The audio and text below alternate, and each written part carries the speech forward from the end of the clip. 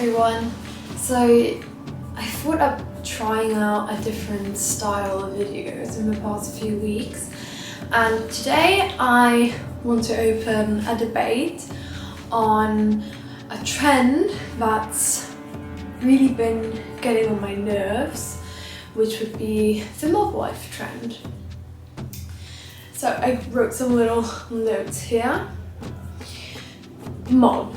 A large crowd of people, especially one that is disorderly and intent on causing trouble or violence. This is the definition of a term according to Oxford University. For those who don't know, the term mob wife has been all over the internet and is especially captivating on social media platforms like TikTok and Instagram and Pinterest. And its hype has only been growing. From the fur oversized coats to the leopard print shirts, this controversial 2024 emerging trend has captured my interest. So, the clean girl is out and mob wife is in. At first glance, this would seem like quite an intriguing concept, putting glamour and a full face of makeup on this front line. It is supposed to empower women and put a strong female figure first. The idea of a woman being loud, bold, and unapologetic. The glossy red lips, black dresses, and high heels should be a power move. And I like that idea and I like that concept. I'm all for the message that they appear to be showing. But if we take a closer look, starting from the title itself, it can only be described as appalling. The fetishization of a dangerous lifestyle promoting violence and crime, and a lack of awareness towards families that have actually lost members due to the doing of gangs of the mafia. It all took off after Wattpad books went viral on TikTok, in which the main male character was always either a gang member or a criminal of some sort, and was prolifically talked about in a romanticized manner. This factor, combined with the high luxury aesthetic, is all in all a movement. Trends come and go, but those affected in their everyday life due to the doing of others will be scarred forever, and this is another level of disrespect. Simply because you haven't experienced that kind of trauma doesn't mean you can glorify it. Everyone should be able to express themselves freely, but without bringing harm to others. The desirability after danger is not something to promote.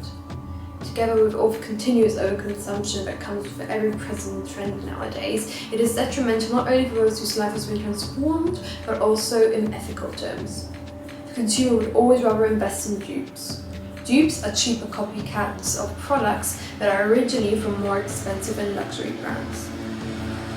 Since this trend exudes boldness and money, it should only seem fitting to dress the part. Yet like most of today's society, the majority is buying off Amazon and Shein, the cheapest find they can get their hands on to go viral. This is damaging for a brand that are keen on ethically made products with care and thought, just to have it ripped off by the net Zara customer. Instead, I suggest consumers invest in fewer, higher quality items that are ethically made rather than buying hundreds of cheap pieces.